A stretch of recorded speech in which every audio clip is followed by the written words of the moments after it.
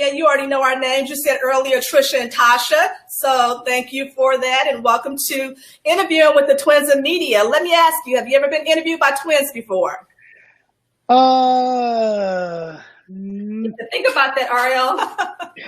Being in this industry for like over 20 years, I've been interviewed by a bunch of people, but I will say that I don't think I've ever been interviewed by twins before. Always the first. Good answer, because we want it to feel special. Good answer, okay? All right. Well, thank you. How has your day been so far? It's really good. I woke up this morning. I did my usual routine. I get up at like 4:30 in the morning, get on my Peloton bike, ride like 5 miles, and then I try to work out. I try to keep a routine so that I don't get myself down being quarantined, being in the house. So I just try to find things to stay active. So it's been great. And it's even better now that I'm talking to you guys. So all right. Yes. Well, thank you so much. So we're just going to be casual here and have some fun with this interview. And one of the first questions for you, RL, is tell us, as during the COVID, we're in COVID. So has your creative process for making music and songwriting, has that been affected? How is it different or changed during COVID? No, it hasn't changed. The grind never stops. Yeah. What's probably changed is the opportunities for artists like myself from my era and my genre. We didn't really have a platform per se where we could reach our fans because, there is a technological gap between us and our fan base. A lot of times they're at work or having to deal with kids and things like that. And now a lot of people have to sit down and they're at home. So that's giving them more time to explore and look back at a lot of their favorite artists and do research and things like that. So that's why it's such a blessing to be on y'all show, because that means people have more time to surf the net and, come view your show and see what little old me's been up to. Yeah. So the only thing that has changed is, more media, more opportunities to show that, hey, we still here. All right. Yes, you are. Yes, you are. And RL, speaking about home life, what has your quarantine home life been like with the wife and your beautiful daughter? Yeah. It's I can't lie. Sometimes it's challenging, but it's only because of personalities. Again, I'm a routine type person. I've lived off of a schedule for over 20 years now. So once that schedule is disrupted, things change. You know what I'm saying? I'm a creature of habit. But having a 3-year-old, her needs come first. Her mood really dictates how the house is. And it's funny, I was talking to, I have a son as well. He's 24. Yeah. I talk to him and it's like he's a man now. So sometimes I can vent to him and we have conversations about it. But luckily my studio is my safe space. I can come in here and don't tell nobody, but sometimes I'm watching Netflix instead of working. But I got certain shows that I like. So but yeah, besides that, it's been cool. Like, at the same time, watching her grow and being able to teach my daughter certain things and experience certain firsts with my wife has been really cool. That's good. Ariel, what are you watching on Netflix when you're kind of sneaking away down there? What are you watching on Netflix? Well, I started on the new Unsolved Mysteries, but I'm into like the investigative type shows. But I've been watching Finding Dion, which is like a little black kid who's a superhero. Yeah. That had Michael B. Jordan in it, and I'm addicted. Like, I think there's one more episode left in the first season, and I'm gonna be so hurt when I'm about to watch the newest, the last episode. It's gonna kill me, man. Yeah. I've been watching the movie. I don't like scary movies. This is Tasha, or any like action packed. I've been watching This Christmas several times over. So yeah. Well, that's fun, and it's about family. Yeah. You can laugh. There's different characters that might remind you of somebody in your family. So that's really cool. Yeah. It's funny because a lot of the shows that were on hiatus, they haven't started taping again because of COVID. But like my favorite show is probably A Million Little Things. I like there's a show with a black judge. I can't remember what it's called, but I love that. There's certain shows like that I'll try to DVR. Me and my mother-in-law will be talking. My wife is jealous because me and my mother-in-law have certain shows. We over there talking like we gossiping like church ladies or something. Right. So yeah. Good. RL, tell us, what is something about the music industry that you miss in this day and time versus when you first started out or in that era? What is something that you miss? That's easy. Music. And what I mean by that is I'll go into meetings And it used to be, I'm used to Clive Davis and KG and people like that. The first question is, let me hear a hit record. Because they felt like if you have a hit record, we have the machine where we can take this record and shoot you to the moon. I'm literally in meetings and they're like, so what is your followers like on social media? How Yeah. many hits do you have? Stuff that has nothing to do with making a hit record. Yeah. And then we wonder why the music business isn't putting out quality content like they did. Now, there's a lot of great new artists. That's not what Yeah. I mean. I'm not Right. that old guy in the club with the linen outfit on trying to get attention. That's not what I mean. But it's just that it's not about music anymore. And I think that that's going to hurt even these newer artists in the long run because I'm living off of stuff I wrote and sang over 20 years ago. My Yeah. question is, what is artists today? What are they going to sing in 10 years that they're singing now? Right. So it's all about residual income. I mean, we are in the music business, but I really feel like a lot of the music I hear now, I probably won't hear it in a month. You know what I'm saying? I agree. Ariel, also, how important is it for ownership of like the music that you make and that you write? And then I guess answer it in terms of like the new artists that are out and maybe they're not looking at 10 years from now. How important is ownership? Well, I think the ownership is important, but I think that nowadays artists are more worried about branding. They're more worried about being able to sell everything else besides music because the money for them isn't in the music. A lot of times they're not producing it and they're probably not writing it. It's difficult to say because the truth is I think that what we do is we categorize artists in the wrong place or singers or performers. I feel like I'm an artist. You could put me in a room and leave and come back and there's going to be a painting done. Blank canvas, I can do that. There's other people that are just singers or just performers. They can sell it like a used car, but they didn't make it. That's not theirs, but they'll own it and make you think that it's theirs and they sell it, which is still dope. But in the end, they're not getting publishing off of that, so it's only touring. I think that if you're a dope writer or producer, then but if you're whack, let somebody else write and produce it and go get your money. Everybody has different lanes. And I think that a lot of times, and even for writers, there's a bunch of writers that are mediocre singers, but they're putting out music because they're basically telling the label, look, I'll give you this record for such and such. But if you want that, you got to give me a deal. So that's why you also hear or you see that the game is oversaturated because there's certain writers that have no business singing this song. But they're singing it because they're dope writers and they made the label give them a situation. Okay, so speaking of writing, we are in some hard times right now. Yeah. You know, COVID, racial injustice. So have you written any songs to go along with the times we're living in right now? Yes, actually. Me and my partner did Pull Up for Lil Duval, and they had asked us to do something else for them. And we did a record called Race, but I might actually do it now because being from, the north side of Minneapolis and dealing with Mr. Floyd and all that, it's funny because one of my good friends is actually his attorney. So I went and met with the chief of police in Minneapolis and things like that. So I did do a record called Race, dealing with the whole situation. My whole thing is I'm not trying to capitalize off of anybody's misfortune. All the money can go to Mr. Floyd's kids and Breonna Taylor's family and things like that. I'm down. But if not, it'll just be a record that I play for the homies when they come by and, people can see that, I am in tune with what's going on. I do have a heart. And I do feel like we need to fight for, social justice because there is a bunch of things going on that shouldn't be going on. And that's just what it is. Yeah, RL, speaking of that, because you have a 24-year-old son, what are your conversations like with your son with police brutality? What are the conversations like? I mean, it's a double-edged sword because my job as a parent was always to make sure that my son had a better life than me.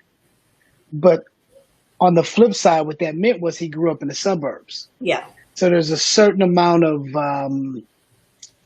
street knowledge that he doesn't possess. And that's not his fault. Only thing I could tell him is to be quiet. But truthfully, he probably around some of his Caucasian friends and the police stop him and he's probably like, okay, dude, what did I do? You know what I'm saying? So let's keep it 100. Yeah. He got a little swag, but he's not Yeah. going to be disrespectful or show any bit of aggressiveness towards, a person of authority, you know what I'm saying, which is good. But at the same time, he's not understanding if and when his rights are being violated. Yeah. Yes. Yeah. Yes. Okay. Ariel, the songwriter that you are, who was an artist that is no longer with us that you would have loved to pen a song for? Ooh, everybody would think I would say Prince because my mother grew up with him and I have history there. But truthfully, man, that's probably Aaliyah. Okay.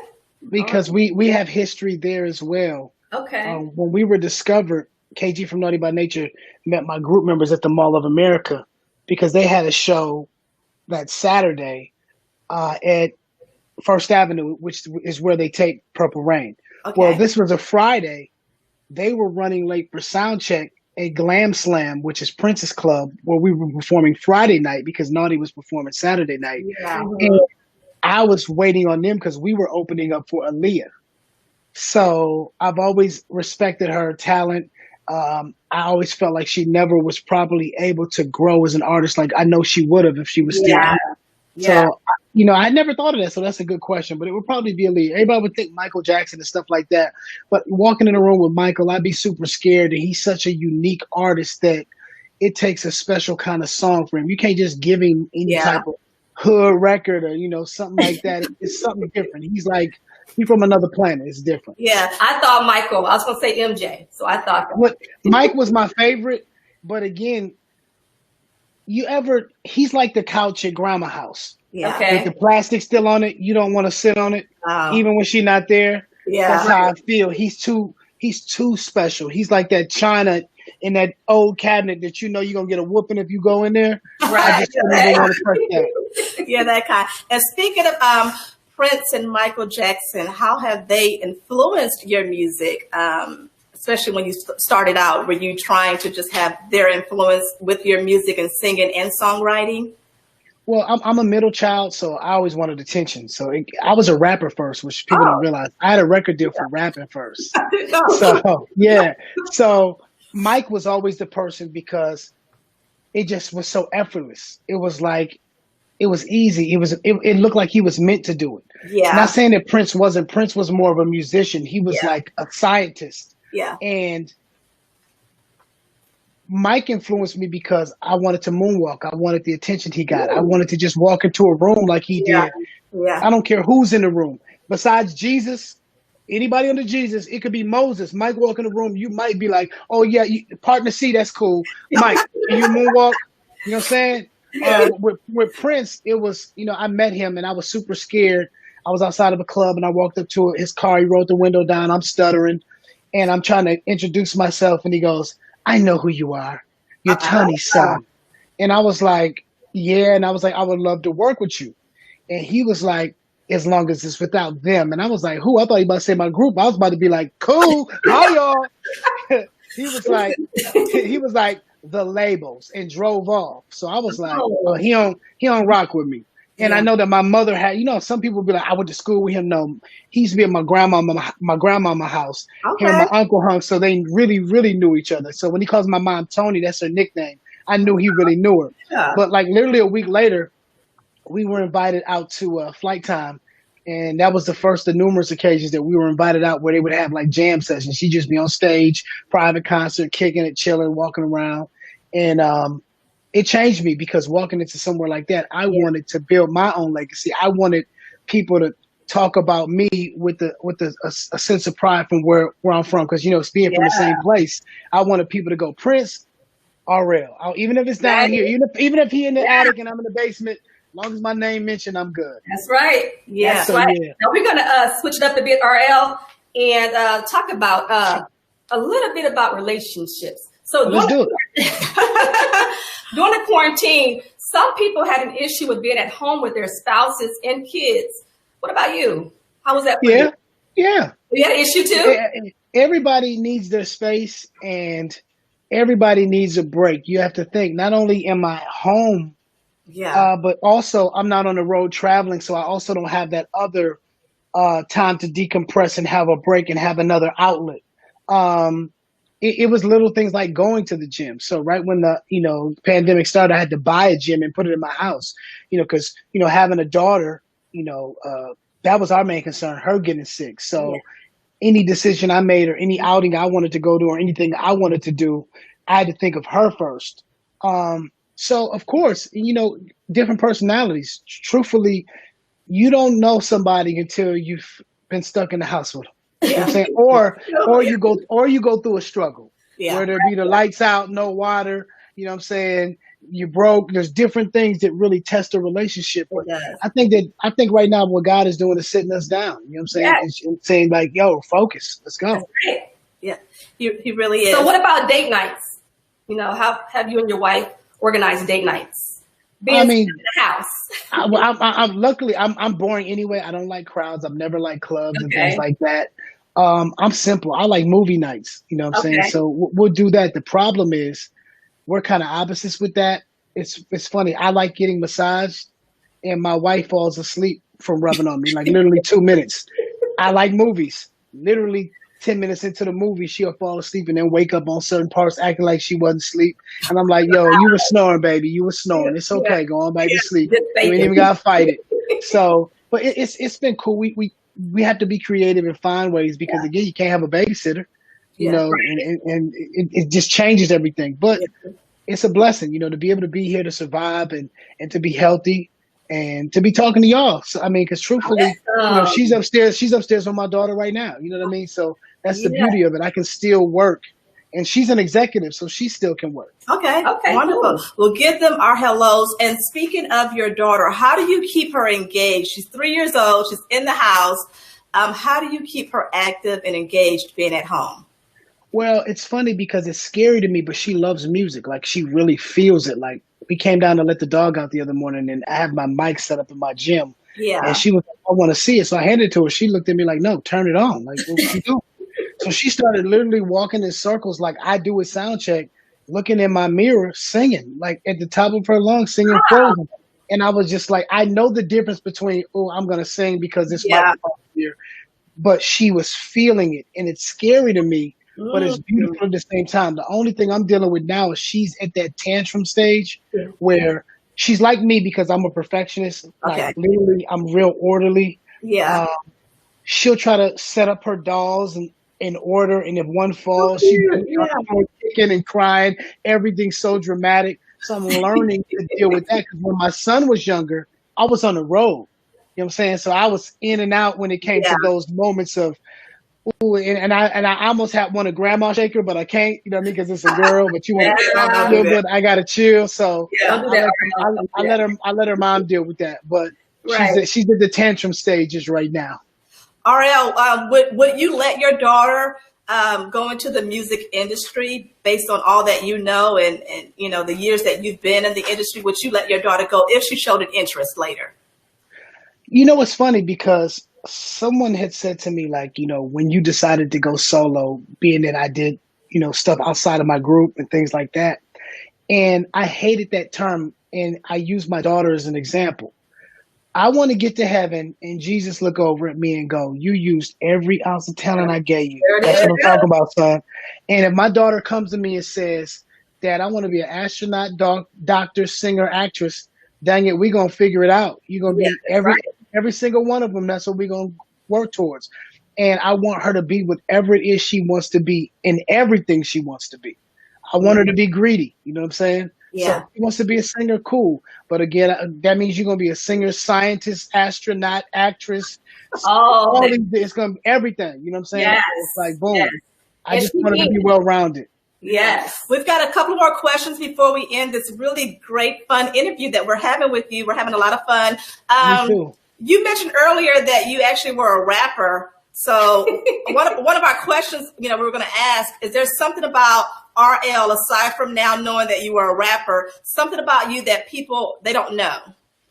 I've dealt with my low self-esteem stuff. I've talked about that in my past, but I will say probably that I don't have a lot of friends, and I've tried to, But I'm that guy that, and my wife's super protective of me. I'll give everything I have away. Somebody will come in here and I'll have a brand new pair of shoes I just bought, and they'll be like, "Oh, those are dope, man." I'll be like, "You like them for real? You can have them."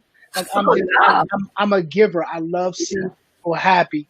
Possessions and material things, I like nice things, but I feel better giving them to people than I do receiving them. Yeah. Okay. Yeah. Okay. And what about, like, everybody's been doing like virtual concerts and things on social media and things of that sort. Have you gotten into any of that, or would you be interested in giving us an RL concert? The group did one with Uncle Keith Sweat, Okay. and then I did one for TV One's Unsung Live, and it was funny because I was nervous doing it by myself because you're at home. Yeah. I did like an hour, but I was able to flex. So what I mean by that is I rarely talk about things I've achieved in the past because I'm so focused on the future. I want more. Yeah. But I was able to sing a bunch of records that I wrote for other people that no one even realized. So it was kind of like a smooth little slight flex. Let me sing this record I did for Luther, or let me do it was really cool, and I the reaction I got made me feel really good. Yeah. And I think that people don't realize affirmation, even for cats like me that have been in the game for 23 years, means a lot. People think, oh, he know this, or he probably think this. And in actuality, a lot of me and my peers don't even feel like that. We deal with low self-esteem. We deal with doubt. We deal with rejection. So when somebody, says empowering and wonderful things about us, it does feel amazing. Yeah, it does. So when you feel like that, RL, what is your go-to song to kind of lift yourself up when you are feeling down? Oof, that's hard.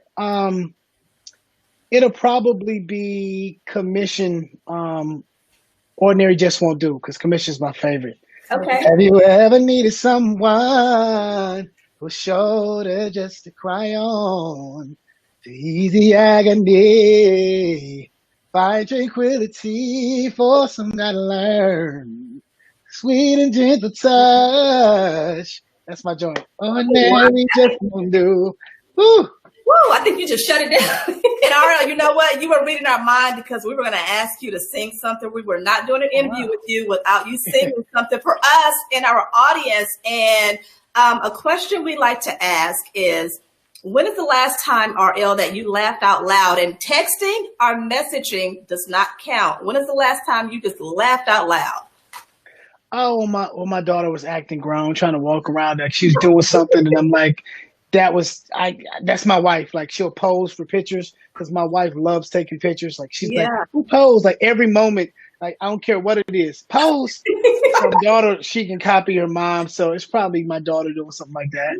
Yeah, love it. Love it. This has been a really great interview. Thank you so much for speaking with the Twins in Media, Trisha and Tasha. We hope that you enjoyed it as well, and our audience. And we want you to say something to our audience before we end the interview. Do you have any words for them, along with yourself and us as well? Everybody's at home. So, they may be creating something, thinking of something to do, like opening a business or writing a book. What words of encouragement do you have for anyone that's watching?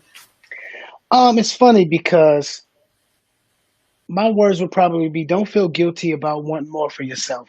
Yeah. And understand, I was talking to a friend of mine the other day. She had to fire an employee. She's a boss. I mean, her business started out making $100,000 a year. Now it's making $100,000 a month. Now it's making $100,000 a week during the pandemic. She owns a clothing store, and she had to fire an employee because he had been selling marijuana out of her store and got caught on camera.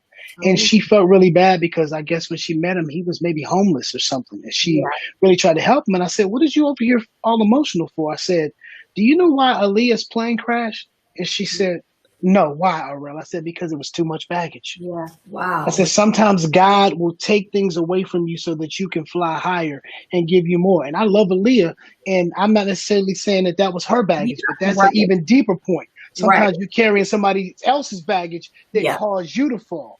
And I think that you should never feel guilty about greatness. Another thing, and lastly, I'll say Lloyd is he's like a little brother to me, and I really respect him, super talented. Yeah. And he told me, somebody came to him and said, man, you changed. And he looked at him, he said, man, You didn't. Wow. Don't be afraid to grow and outgrow people. And maybe There they'll it is. catch up. And if they do, meet them back there at the summit. If not, keep going. Keep There growing. it is. Yes. All right. There it is. We must do this again. So we'll stay in touch with you. And again, thank you. And tell your beautiful wife and daughter we said hello, and you all remain safe. Thank you so much for your time. Thank you, RL. Listen, I ain't nothing but wins with the twins. I appreciate y'all. Thank y'all so much. That means the world to me. I can't wait to do this again. Y'all take care. Thank you. All right. There you All have right. it. RL, thanks. All right. Talk to you later. Bye.